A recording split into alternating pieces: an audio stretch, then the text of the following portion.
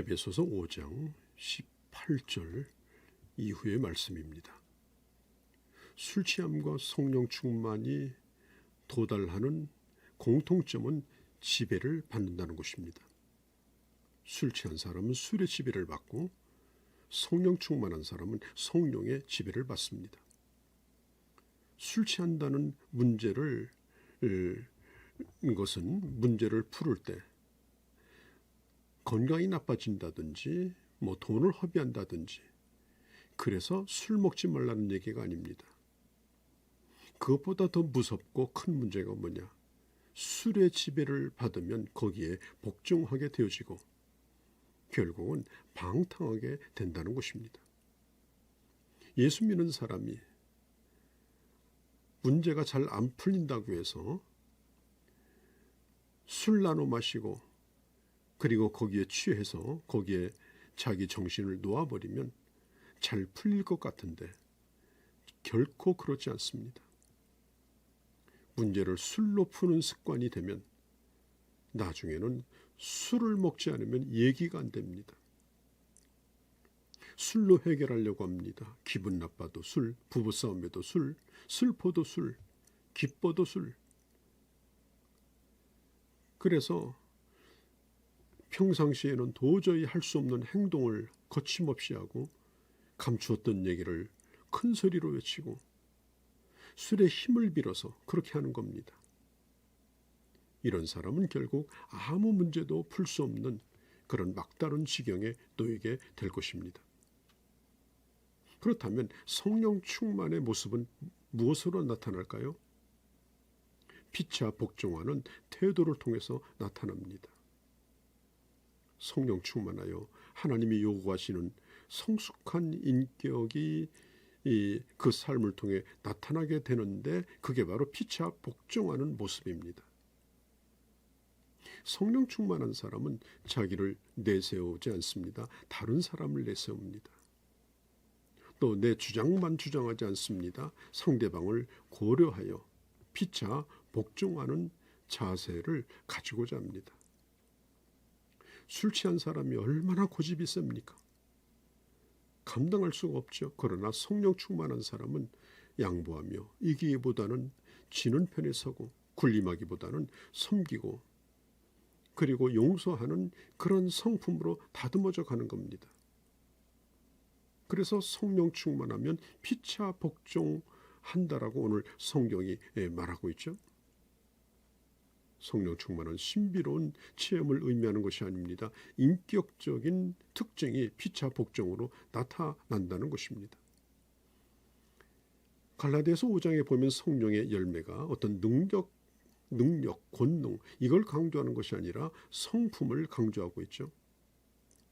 사랑, 희락, 화평, 오래 참음, 자비, 양선, 충성, 온유, 절제 이런 모든 것은 다 성품에 관한 것입니다. 술 취한 사람을 보십시오. 얼마나 큰 소리로 자기를 과시하고 우월감을 가지고 떠드는지 모릅니다. 그것을 말리면 싸움이 생깁니다. 어떤 때는 끔찍한 일도 벌어집니다.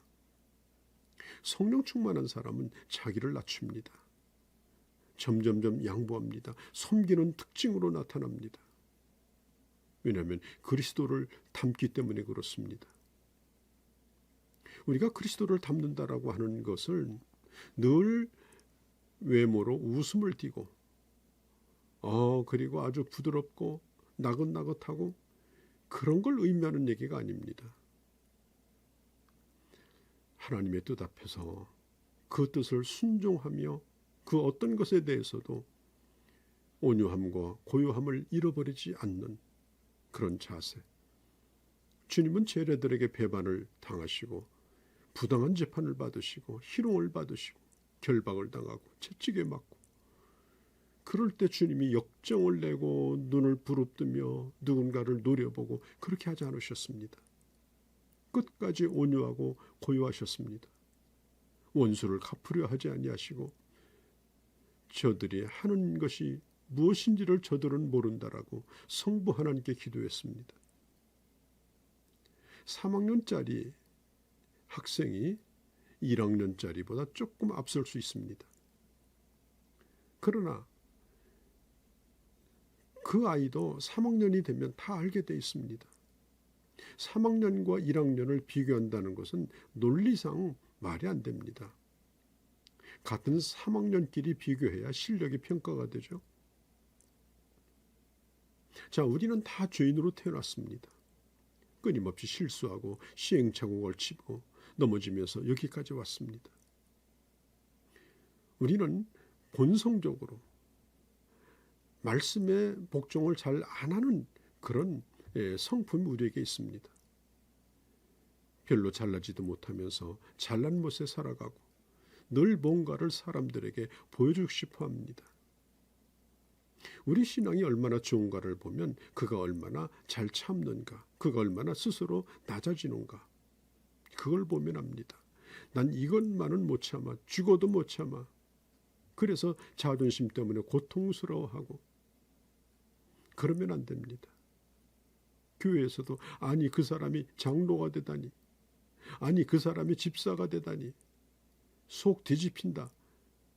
여러분, 때때로 우리 안에도 이런 모습이 있지 않습니까? 빌립보서 2장에 보면 마음을 같이 하여 예수의 마음을 품으라고 했죠. 그 예수의 마음이 뭡니까?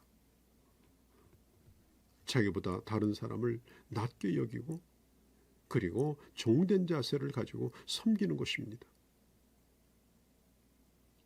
빌립보서 2장 1절에 보면 그러므로 그리스도 안에서 무슨 권면이나 사랑의 무슨 의로나 성령의 무슨 교제나 긍휼이나 자비가 있거든 이라고 말하죠.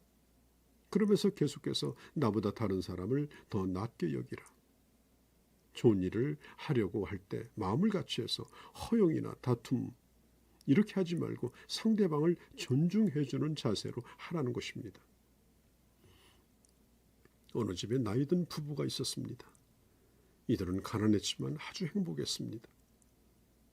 하루는 영감이 소를 팔러 가는데 가다가 지나가는 나귀하고 바꾸자는 말에 소를 나귀하고 바꿨습니다.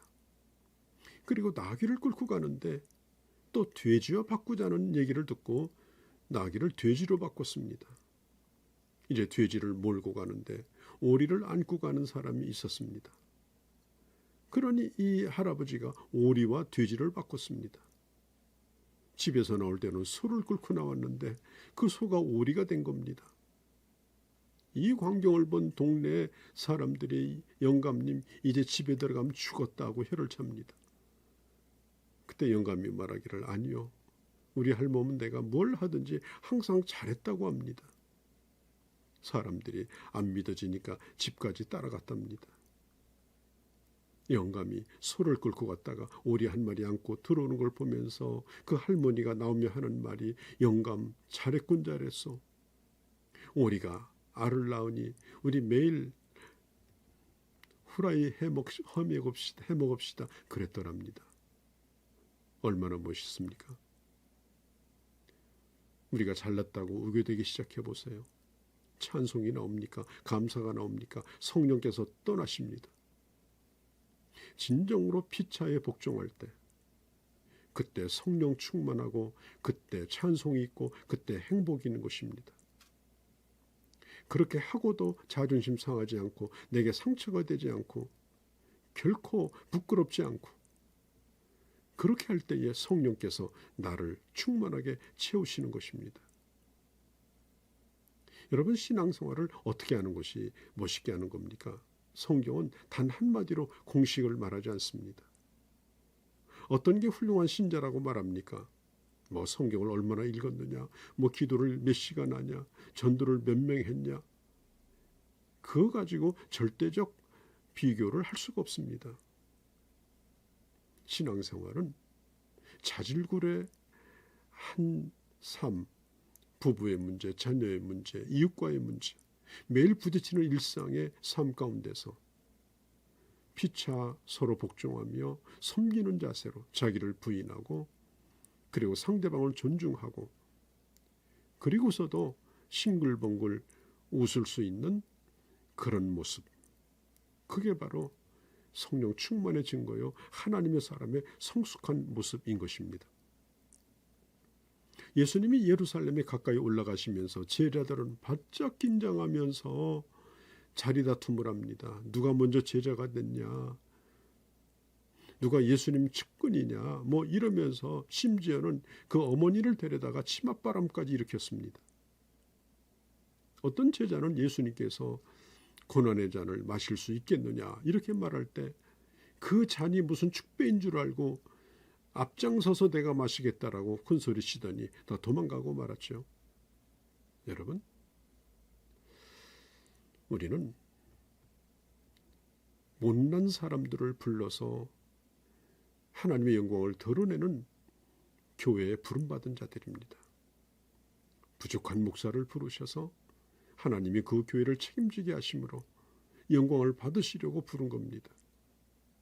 우리가 해야 될 일은 그 부족함을 깨닫고 낮아지고 그리고 피차 복종하고 피차 섬기고 부모가 자식을 사랑하기 때문에 져주는 것처럼 사랑으로 져주고 그렇게 함으로 인해서 늘 성령께서 내 안에 충만히 머무르고 그리고 참으로 행복한 그런 하나님의 사람으로 살아가시기를 바랍니다.